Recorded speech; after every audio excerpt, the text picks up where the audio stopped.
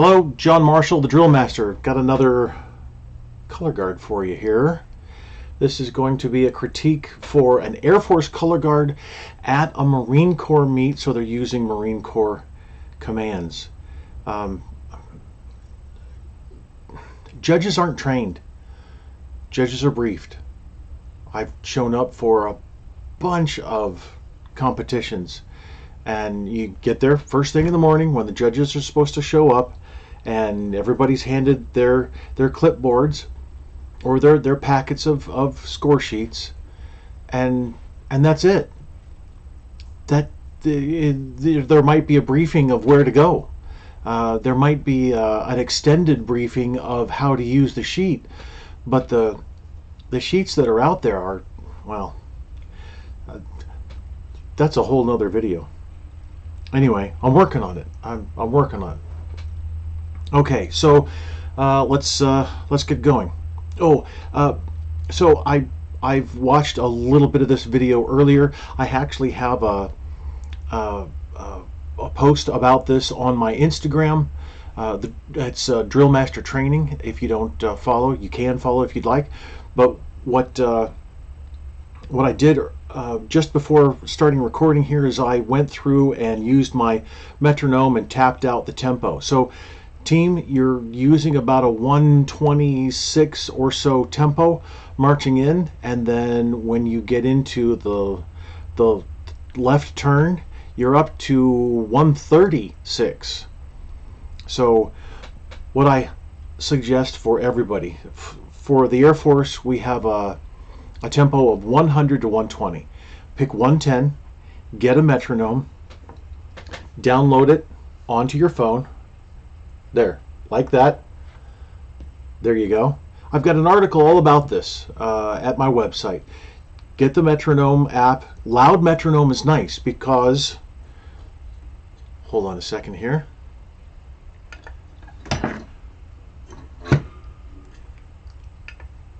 There, that should be better. Loud metronome is nice. I use loud metronome. It's called loud metronome because as soon as you hook your phone up to a Bluetooth speaker, it's nice and loud. And I appreciate it greatly because you can, if you don't have a Bluetooth speaker, just stick it in the back pocket of somebody in the center of the formation, and then run with it. Turn it up and go.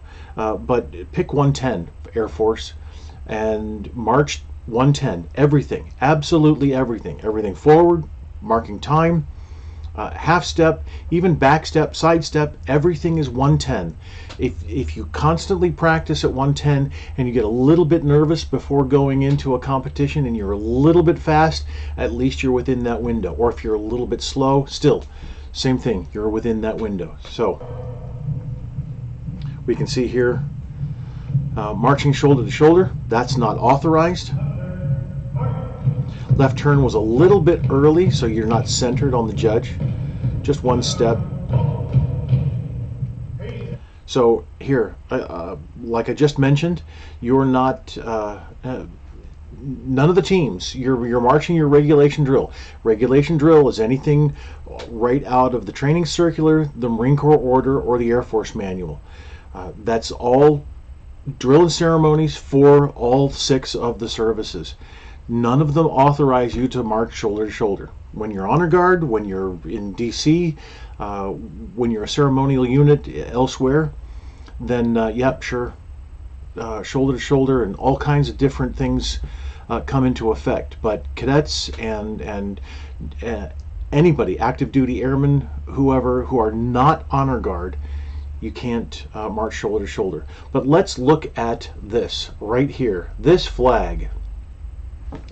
This flag is a big problem, a really big problem. And as a matter of fact, it's such a big problem that even active duty have been swayed into buying this.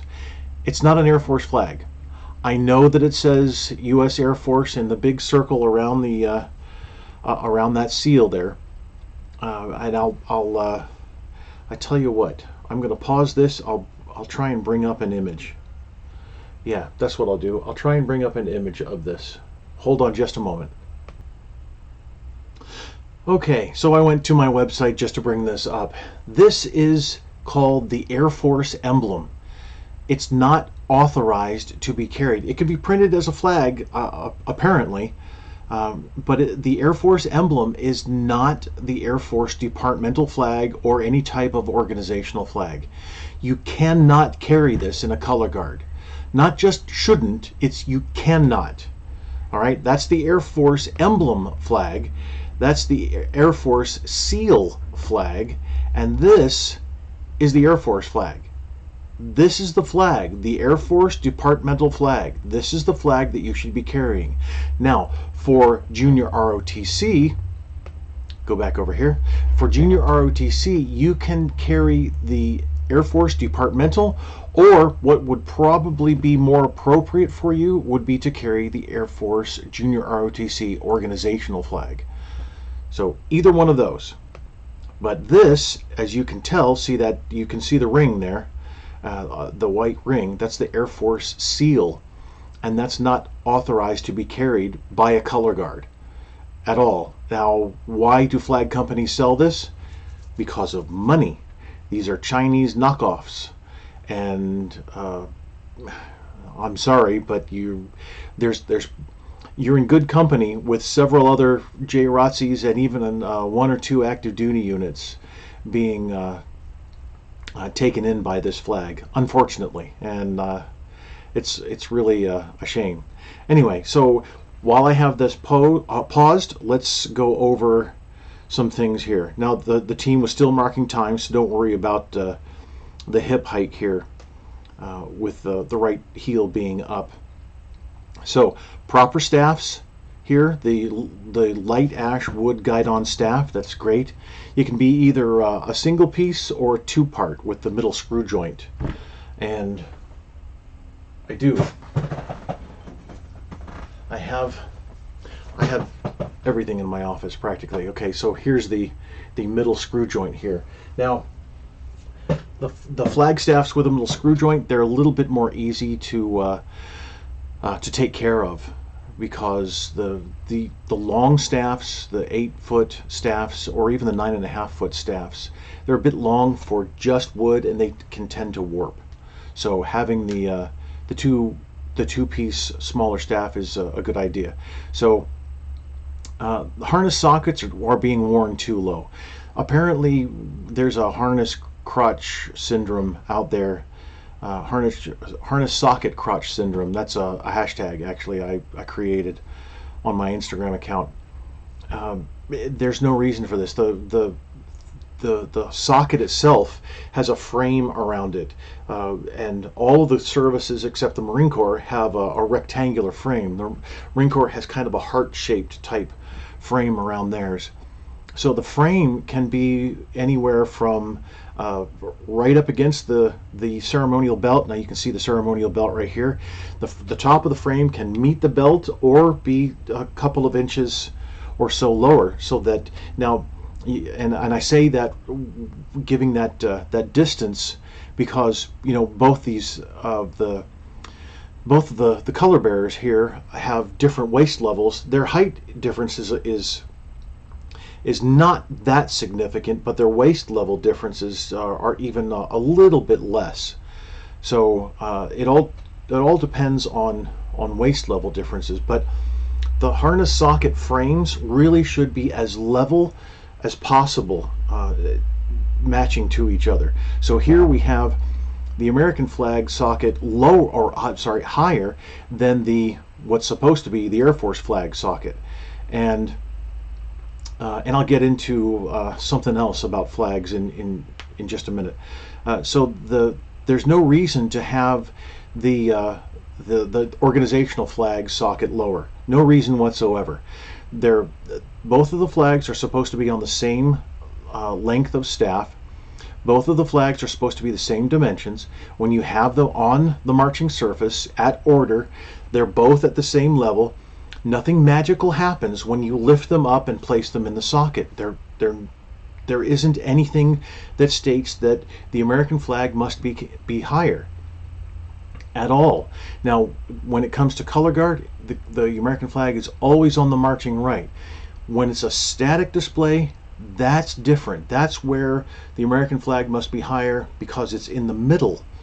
That's a whole nother subject. But let's concentrate on color guard here. And I keep pointing to my screen. Hopefully you're understanding that. So the harness sockets must be as close to the same level as possible. Now, there's also some uniform combination differences, and that we can get into. But if you go to my website, click on a tag at the right there that's color guard, and you can read for a couple of days, many hours on all kinds of information that comes into this. All right. So what about the state flag being carried? Technically, I know why JROTCs get into carrying the state flag. I get it, because when we go into competitions, you're not supposed to dip the organizational or departmental flag for every single occasion. Just because the commander gives present arms doesn't mean the organizational flag is dipped. There are very specific requirements, and you can read about that in the Air Force instruction, and for the other services, that's in the Marine Corps order and also the training circular, the Army Regulation 840-10, and even no, I think it's in the Marine Corps order for drill and ceremonies, not the flag manual, the dipping requirements there. So different services have a little bit different way of disseminating the information, but it's all right there. So for the Air Force, it's AFI 34-1201, the protocol manual. So that's where carrying the state flag comes in, and I do get it. I understand that, but then that leads JROTC color guards to believe that they can always carry the state flag in place of the organizational color, and that's not appropriate. That's not authorized. That's something that should not be done. All three manuals and that covers all 6 services, states that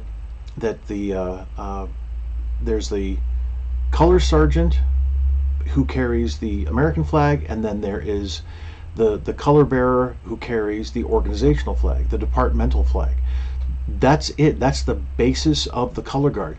The only way that the color guard can get smaller is to have the organizational bearer step out and have 2 guards and the national, and that's it. So there's no other time that not having the organizational flag, the military flag there, is authorized.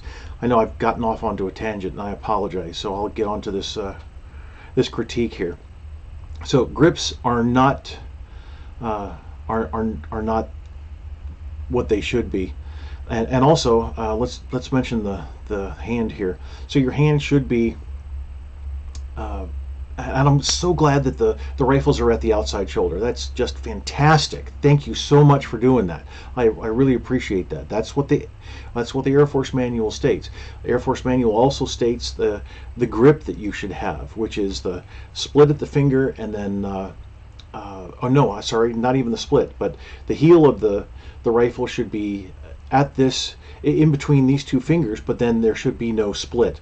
The other surface is split, and then you should tuck the thumb into the curl of that index finger. So you shouldn't see rifle, you should only see gloved hand there for both of the guards. Now this hand right here, the right hand, you don't swing your arms when you're at the outside shoulder. So hands need to be, you march with suspended arm swing. That's what it's called.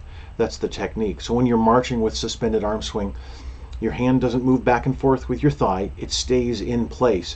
But here, since you're marching shoulder to shoulder, you've actually pushed that right hand forward.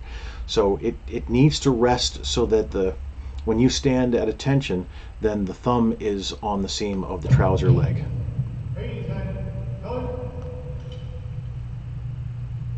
All right. So present colors. There's in the Marine Corps order, at the very beginning of the colors section, the rifles are, the guards are, go through exactly how you're supposed to do this present arms. and the slings are mounted properly on both of the appropriate sling swivels, but well, and you wouldn't know this unless you're honor guard, which is really disappointing. So at least they're mounted on there. I'll just put it that way. That's good, and you're fine. The buckle and the boxed figure 8 there need to be in different positions, but it's a little disappointing that none of the services have complete information in the drill and ceremonies manuals. All right, so but my website, I've got a whole bunch there. All right, left hands are a little too high. They should be where you have the hand at port. You just move it around. And let's see here. But oh yeah, so there's definite counts, and the first count was actually supposed to be left rifle guard reaching across, and then both of the guards then come to port, and then both come to present. So there's a first count that's left guard, and then both of you go to present. But it's kind of a mishmash there that you both did at the same time. And Commander, you need to sound off. You're not just talking. Well, you shouldn't be just talking. And guards, you need to end the same here. Chin straps need to be down. Also going to order, it's the same thing, same principle. But let's go here. So when you're at order, the rifle is. I know that if you put the rifle the butt square on the floor here, the rifle's going to angle a little bit forward. That's what both of the guards here are doing. It's not supposed to be there. It's not supposed to be forward of the body. You're supposed to have your fingers extended and joined along the side of the rifle. Both of you have your fingers wrapped around to the front of the rifle, and then you're supposed to bring that rifle back so that your thumb is along the trouser seam.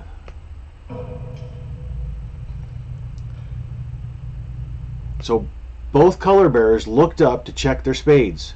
Don't do that. You're at attention. You look straight ahead. Now, if you want to know about spade markers, go to my website, read about spade markers. That'll help you. But never look up.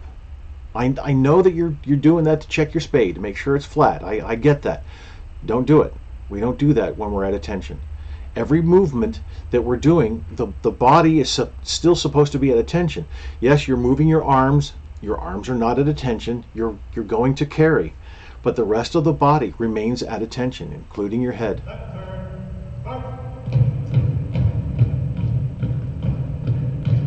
So, what I see here is whole foot stomp. You're not marking time properly. You can see that. Commander, you're doing it. Let's see, let's go back. Left guard, you're doing it. And right guard, you're doing it. It looks like everybody's doing that. Whole foot stomp. So it's a little strange going into turns. I get that. Because let's say, for instance, this left turn. Left guard is supposed to be marching in place. That means the toe leaves the marching surface last and then strikes first. That means that the left guard has a completely different technique from everybody else, because everybody else is at a modified version of half step. Half step requires a heel strike. So as you're rounding this corner here, everybody else should be heel striking. And I know these are tinier steps than usual. The Air Force half step is 12 inches measured from heel to heel. So you're supposed to stay in line, which means that as you move out from that rotation point, the left guard, the steps are small and then get larger as you move out per person. So the techniques are different. However, that's what you're supposed to do. So, but what we have here is just stomping constantly forward. So you don't want to stomp. You don't make noise.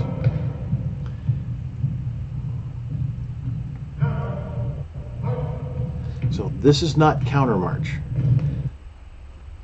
the guards are doing the wrong thing here. They're mixed up a little bit. Let's see, left guard, you should have followed departmental. Anyway, and bearers, you actually change positions. The national bearer, the American flag bearer, doesn't just rotate in place. So you have to go, since you're doing countermarch, you have to go to the Marine Corps order and read about countermarch for color guard, and it's explained there. I've also got an explanation on my website. I've got some information through my Instagram as well.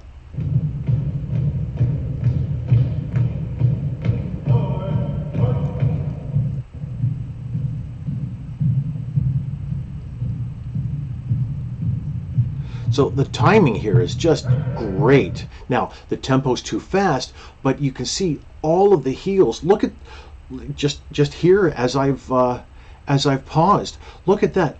Everybody has the same step style, which unfortunately has your foot angling outward. All the right toes are angled out. You actually should be marching like this.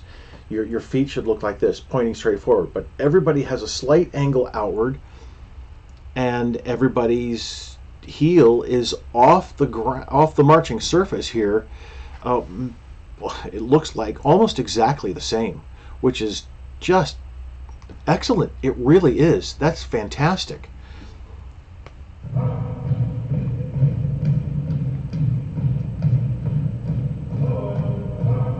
Now, when you're at mark time, then you're practicing, or you're executing the mark time properly, but you've got to stomp there, a little bit of a stomp.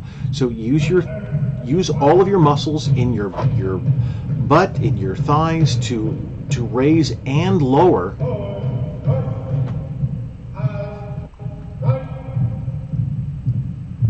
Raise and lower that foot.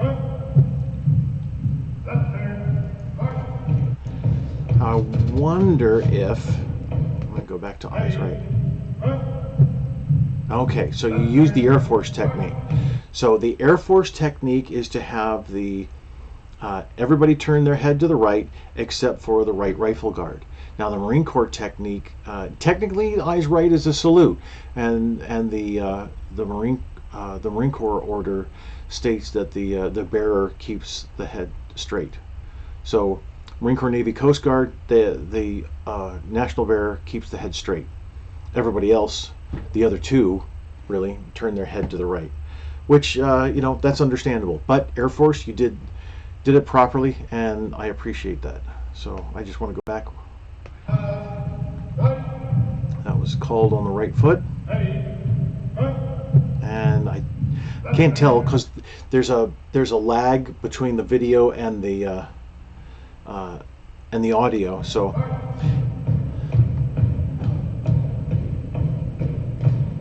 can't tell if you called it on the left foot or not, but ready front is called on the left.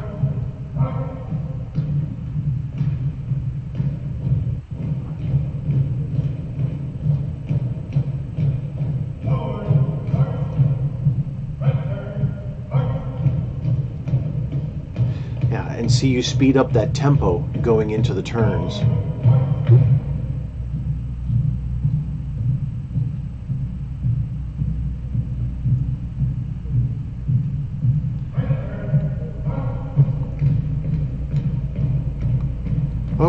Oh, interesting. Okay, I just noticed this.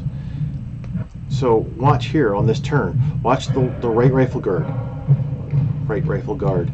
Notice that the right rifle guard is marching forward. And instead of, so if we have, here's the right rifle guard is this finger. I'll bring him closer to the camera here. So this is right rifle guard, and this is national bearer. They're doing this. So the right rifle guard is still making a small arc there, and you're not supposed to. Everybody coming into this move, if you're technically going to follow the Marine Corps. I was just going to say, if you're going to follow the Marine Corps technique, you really should bring your heels together and then execute the movement.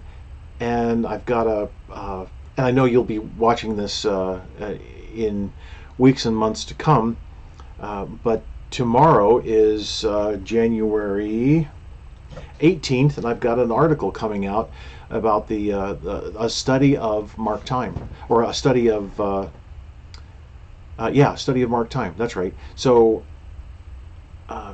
every service really needs to bring their feet, not necessarily the heels together, but feet together, and then it's a long explanation. Anyway, so when you come up after the command of march, you take another step, you bring the feet together, and then you're supposed to stay in that spot right there. Right rifle guard for the right turn, left rifle guard for the left turn. You're supposed to stay in that spot and rotate. Everybody else comes around you. So you're the rotation point, and what you're doing here is making the rotation point out to your right rifle guard. So when it's out there, that means you're moving around that rotation point. But as the team moves forward, you're moving forward, and you're actually moving over as well. So it's not necessarily a complete arc. It's more of a long, an elongated arc, I guess you'd say. So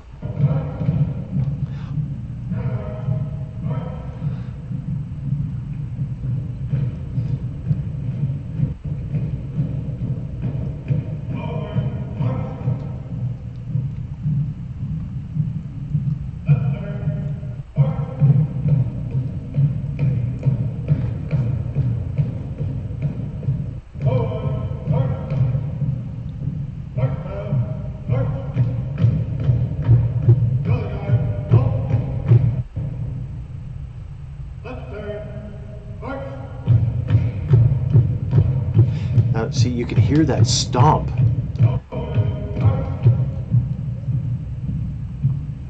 And it's completely different from your marching forward. Marching forward, you have a nice glide. Works well. You're not slamming the heels in, which is really nice. But as soon as it comes to the mark time, then you're really pounding.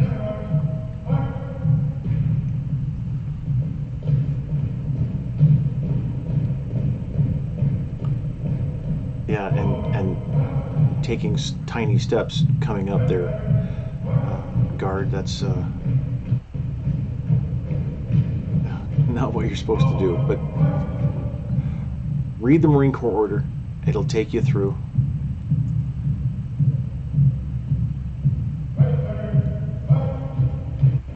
The counter march.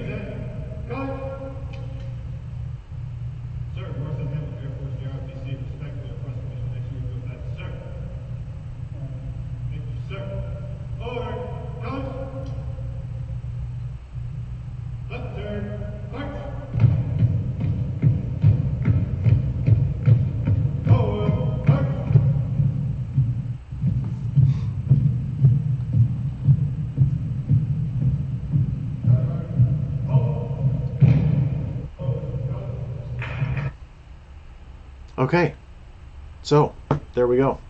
I still could have kept talking for probably another half hour. If you've ever watched any of my other videos, you know that I can start working on all kinds of different nuances in there, and never really progress any farther. So I really tried to it hit some highlights. There in the beginning, I had to get that flag information taken care of. Anyway, so that's it. And if you have any questions or comments, please leave them below. And I'll put in a couple of links to my website for the things that I was talking about. But thank you for watching. I appreciate it. And I'm going to stop recording now. Thanks a lot.